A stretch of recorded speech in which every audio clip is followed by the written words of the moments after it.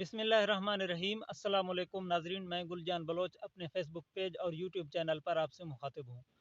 नाजरीन, इस वीडियो में मैं ओलाला के मुतालिक बात करूँगा। चैनल को सब्सक्राइब कर दें और फेसबुक पेज पर देख रहे हो तो पेज को फॉलो ज़रूर कर दें। तो नाजरीन, काफ़ी हमारे काश्तकार हजरात को ओलाला के मुतालिक जो है मालूमात नहीं है और उनको ओलाला के नाम सुनकर भी हैरानगी होगी कि ये कैसी दवाई है और इनके क्या असरात हो सकते हैं, किन अमराज के लिए हम इसको इस्तेमाल कर सकते हैं। तो नाज़रीन, उन हजरात के लिए जिनके फसल में सफ़ेद मक्खी का मर्ज़ हो या सब्ज़ तीला का मर्ज़ हो, उनके लिए ये वीडियो बहुत ही इम्पॉर्टेंट है और अहम होने वाली है। तो उनको मैं गुजारिश करता हूँ कि वीडियो को लास्ट तक देखें और इन पर अमल करें। इंशाल्लाह आपका जो है सफ़ेद मक्खी का मसला हो या सब्ज़ तीला का मसला हो, आपका बआसानी इन दवाइयों से हल होगा। तो नाज़रीन, सबसे पहले ओलाला के प्रोडक्ट के हवाले से बात करें तो ओलाला एक ICI मेड ज़रई ज़हर है। वसी उल असर और काफ़ी देर पा असर रखने वाली एक जहर है।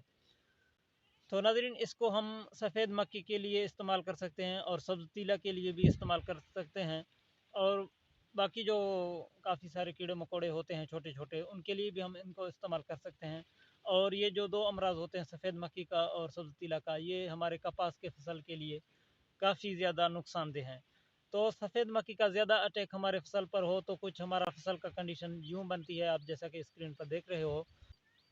तो उसके बाद उनको कंट्रोल करना ज़रूरी है और ना तो जो है इसका फैलाव हमारे फसल में ज़्यादा हो सकती है। और सब्ज़ तीला की बात करें, अगर सब्ज़ तीला की अटैक हमारे फसल पर ज़्यादा हो तो हमारे फसल का कंडीशन कुछ इस तरह की बनेगी जैसा कि आप अपने स्क्रीन पर देख रहे हो। तो नाज़रीन, इन दोनों अमराज को कंट्रोल करने के लिए ओलाला एक बेहतरीन प्रोडक्ट है। ओलाला का स्प्रे करके इन दोनों अमराज को बखूबी हम कंट्रोल कर सकते हैं। सुंडियों के लिए मैंने पहले भी वीडियो बनाई थी और इस पर भी मैं काफ़ी नए दोस्त हैं तो उनको मैं बताऊं कि सुंडियों को कंट्रोल करने के लिए आप एमामेक्टिन का इस्तेमाल करें।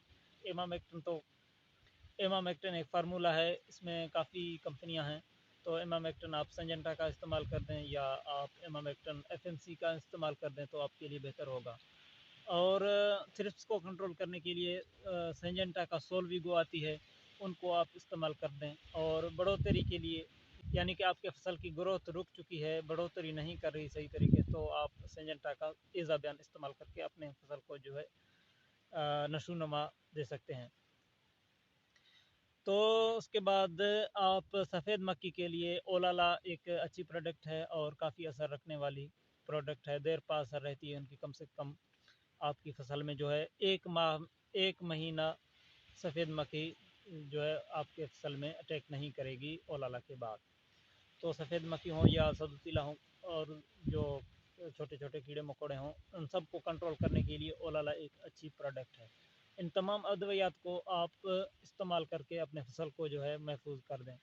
और फसल पर हमेशा के लिए फसल पर बर वक्त स्प्रे करना ज़रूरी है।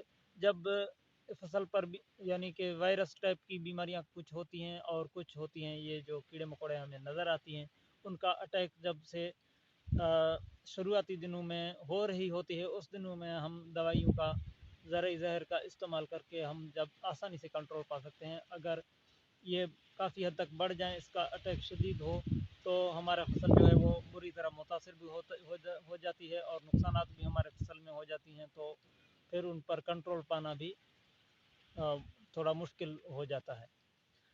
तो नाज़रीन, इसके जो तरीका इस्तेमाल के हवाले से मैं आपको बताऊं तो इनके जो पैकिंग के ऊपर लेबल लिखी हुई होते हैं उनके मुताबिक आप इस्तेमाल करें।